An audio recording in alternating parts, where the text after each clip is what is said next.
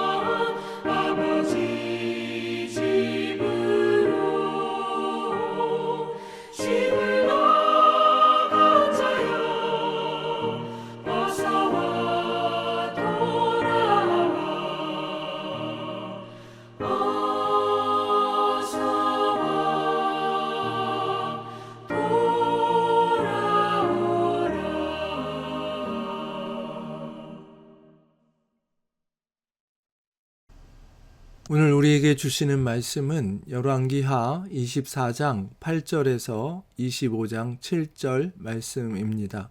열왕기하 24장 8절에서 25장 7절 말씀 함께 봉독하겠습니다. 여호야긴이 왕이 될 때에 나이가 18세라 예루살렘에서 석 달간 다스리니라. 그의 어머니의 이름은 느흐스다요 예루살렘 엘라다네의 딸이더라. 여호야긴이 그의 아버지의 모든 행위를 따라서 여호와께서 보시기에 악을 행하였더라. 그때의 바벨론의 왕 느부갓네살의 신복들이 예루살렘에 올라와서 그 성을 애워싸니라. 그의 신복들이 애워쌀 때에 바벨론의 왕 느부갓네살도 그 성에 이르니 유다의 왕 여호야긴이 그의 어머니와 신복과 지도자들과 내시들과 함께 바벨론 왕에게 나아가매 왕이 잡으니 때는 바벨론의 왕 8째 해이라. 그가 여호와의 성전에 모든 보물과 왕궁 보물을 집어내고 또 이스라엘의 왕 솔로몬이 만든 것 곧 여호와의 성전의 금 그릇을 다 파괴하였으니 여호와의 말씀과 같이 되었더라. 그가 또 예루살렘의 모든 백성과 모든 지도자와 모든 용사 10,000명과 모든 장인과 대장장이를 사로잡아 가매 비천한 자 외에는 그 땅에 남은 자가 없었더라.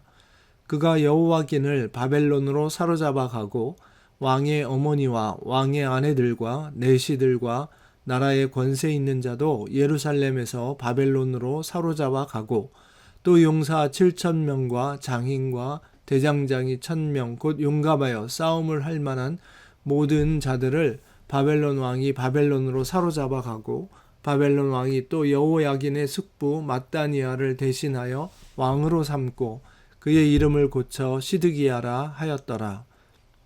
시드기야가 왕이 될 때에 나이가 21세라 예루살렘에서 11년간 다스리니라. 그의 어머니의 이름은 하무다리요 림나인 예레미야의 딸이더라. 그가 여호야김의 모든 행위를 따라 여호와 보시기에 악을 행한지라. 여호와께서 예루살렘과 유다를 진노하심이 그들을 그 앞에서 쫓아내실 때까지 이르렀더라. 시드기야가 바벨론 왕을 배반하니라.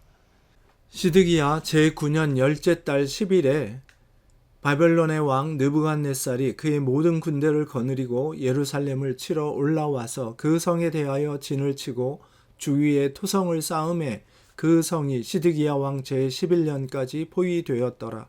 그의 넷째 달 9일에 성중에 기근이 심하여 그 땅 백성의 양식이 떨어졌더라. 그 성벽이 파괴되매 모든 군사가 밤중에 두 성벽 사이 왕의 동산 견문길로 도망하였고 갈대아인들이 그 성읍을 에워쌌으므로 그가 아라바 길로 가더니 갈대아 군대가 그 왕을 뒤쫓아가서 여리고 평지에서 그를 따라 잡음에 왕의 모든 군대가 그를 떠나 흩어진지라. 그들이 왕을 사로잡아 그를 림나에 있는 바벨론 왕에게로 끌고 가매 그들이 그를 신문하니라. 그들이 시드기야의 아들들을 그의 눈앞에서 죽이고 시드기야의 두 눈을 빼고 놋사슬로 그를 결박하여 바벨론으로 끌고 갔더라. 아멘. 방금 전에 말씀을 읽을 때 25장 4절의 경우 번역이 좀 난해한 구절이어서 제가 바꿔서 읽었습니다. 군사들이 도망했다고 하면서 그 다음에 대명사가 복수로 나오지 않고 단수로 나오고 그 이후에 화제가 군사들이 아니라 시드기야 왕으로 옮겨가기 때문에 사절 내용의 전체에서 주어를 군사들로 보아 그들이 아라비아 길로 가더니 라고 번역했든지 그게 아니고 원문대로 시드기야 왕을 뜻하는 3인칭 단수 그가 라고 번역하려면 앞에서 군사들이 두 성벽 사이 왕의 동산 견문길로 도망하여 라고 하면서 이어서 시드기야 왕이 아라비아 길로 가더니 하면 앞에 부사절이 두 개가 주절 없이 붕 떠있게 되어서 좋은 번역이 아닙니다. 그래서 군사들은 도망하였으며 라고 끊고 그는 아라바 길로 가더니 라고 번역해야 합니다. 참고로 개역개정은 순서를 바꿔 대명사 없이 군사들이 왕의 동산 견문길로 도망하여 아라바 길로 가더니 라고 부사절이 연속되는 것으로 번역했습니다. 오늘 우리가 읽은 본문은 이제 남유다의 멸망을 이야기하는 장면입니다. 참 안타깝고 슬픈 이야기입니다. 우리 민족도 다른 민족의 지배를 받고 강제 이주를 당해본 그런 민족의 일원으로서 이 열왕기서를 처음 받아보았던 사람들의 마음이 어떠했을지 공감하는 마음으로 본문을 읽게 됩니다. 무엇보다 과연 하나님은 그 마음을 돌이키실 수 없었는가 생각하지 않을 수 없습니다. 어제 본 말씀처럼 므낫세의 죄 때문에 멸하실 수밖에 없었다고 하지만 과연 그러실 수밖에 없었는지, 그랬다면 하나님의 마음은 어떠하셨는지 생각해 보지 않을 수 없습니다. 열왕기서는 이렇게 담담하게 써서 마무리 짓고 있지만 당시 이 과정을 다 지켜보고 함께 당했던 예레미야는 하나님께서 그러실 수밖에 없었다고 기록하고 있습니다. 사실 요시야에게 주신 개혁과 부흥을 맛보게 하신 일들의 핵심은 바로 여호와의 말씀을 주신 것이었습니다. 하지만 안타깝게도 그 이후의 왕들은 그 전으로 돌아가서 악을 행하였고 이스라엘은 곧바로 멸망으로 치닫습니다. 앞서 말씀드린 것처럼 609년에 무깃도 전투에서 요시야 왕이 죽고 또 애굽과 아수르 연합군은 하란에서 패퇴하게 되고 다시 605년에 애굽의 갈그미스 전투 때 살아남은 아수르의 잔당까지 완전히 패망해서 바벨론이 팔레스타인 지역까지 다 장악하게 됩니다. 이때에 즉 여호야김이 왕위에 오를 때에 하나님은 예레미야를 통해서 말씀을 주시고 하나님의 징계의 막대기인 바벨론에 굴복하라고 하셨습니다. 그리고 이듬해에 블레셋의 아스글론이 배반하자 느부갓네살은 곧바로 쳐들어와 포위했고 이때 위기를 느낀 유다는 금식을 선포했습니다. 예레미야 36장에 이 말씀이 나오는데요. 작년에 하나님이 예레미야에게 주신 말씀을 바루기 대독했고 역시 그 내용은 항복하라는 반민족적인 내용이었기 때문에 그게 예레미야가 구술한 대로 받아 적은 말씀, 하나님의 말씀 두루마기를 몇 장씩 읽을 때마다 단도로 잘라서 하나씩 불에 던지고 맙니다. 요엘서에서 주신 말씀처럼 회개의 표시로 겉옷만 찢지 말고 말씀을 듣고 진정 마음을 찢고 하나님께로만 돌아오면 용서하셨었겠지만 반대로 이 여호야김은 말씀을 찢어 불에 태우는 그런 모습을 보인 것입니다.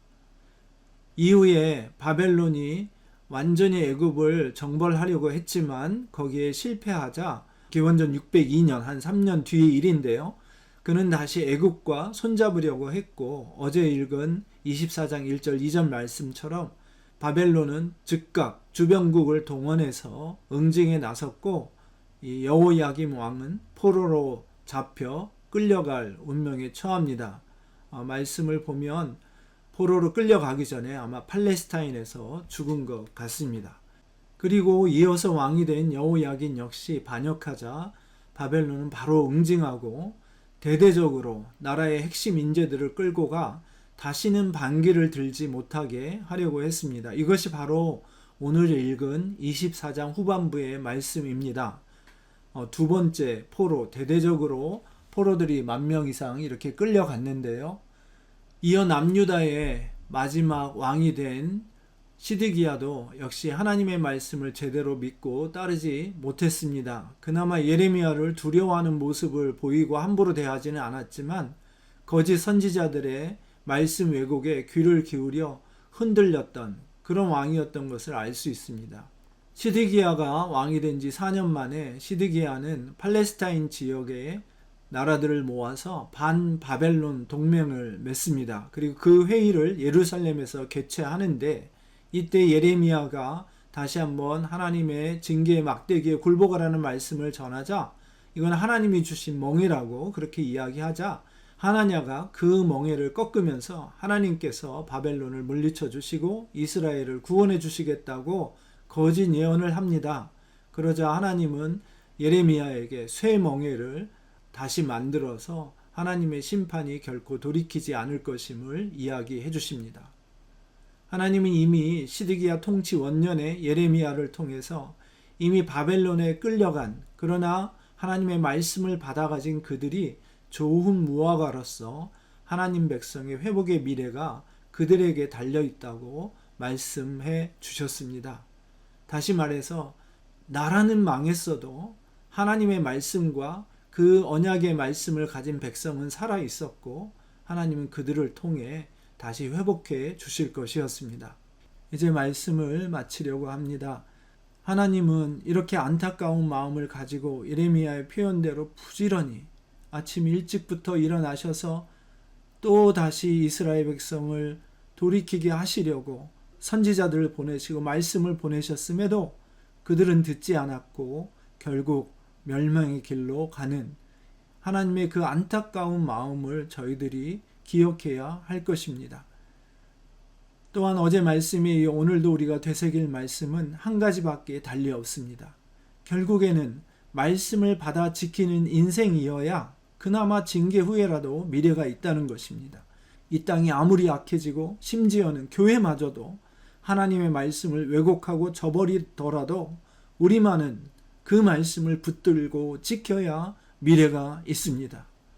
오늘도 깨어 있어서 민족주의니 국가지상주의니 교회의 연합 등과 같은 말들보다도 무엇이 하나님의 말씀을 붙들고 살아가는 것인지 확실히 알고 하나님의 뜻에 붙들려 그 말씀을 붙잡고 살아가는 저희들이 되어야 할 것입니다.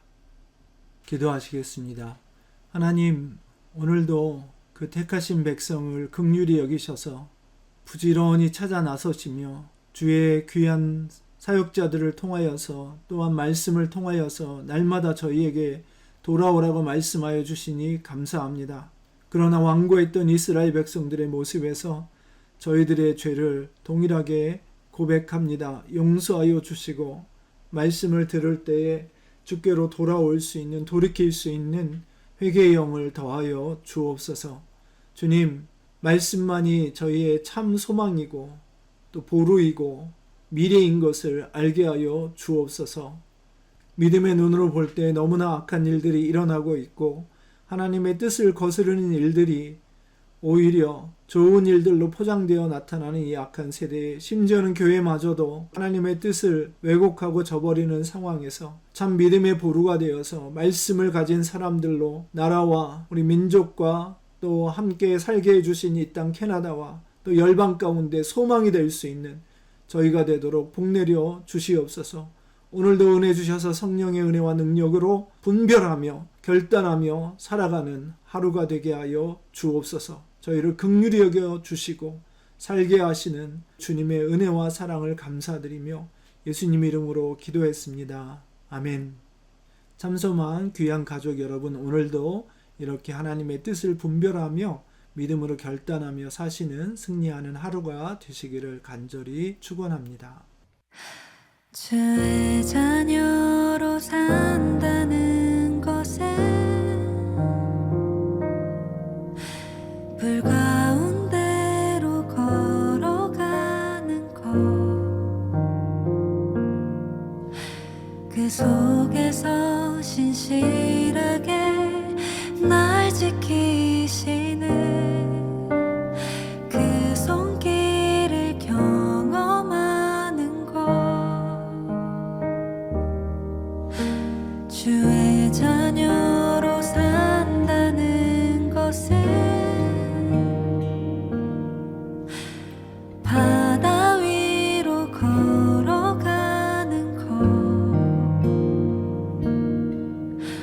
내 온몸을 덮쳐오는 폭풍 속에서 잠잠히 주 바라보는 것, 때론 불 가운데 휩싸일 때도 폭풍 가운데 무너질 때도 주님 내 곁에 함께 하시네. 가장 가까이에 함께 하시네.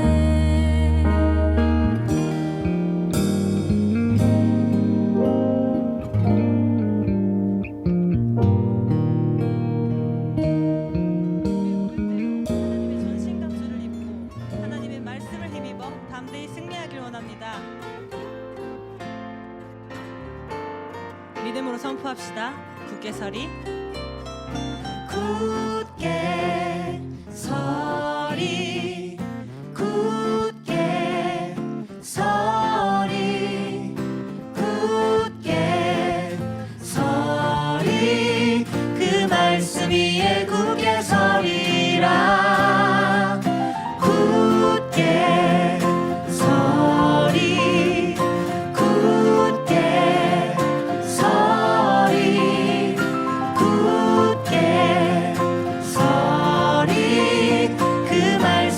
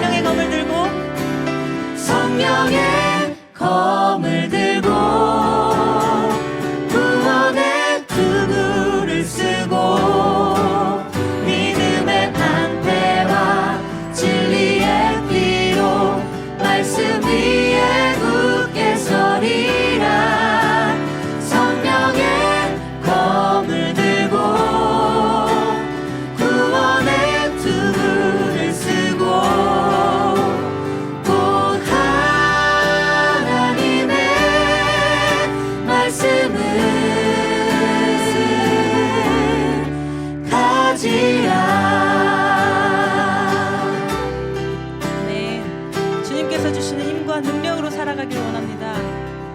나의 삶을 인도하여 주시옵소서.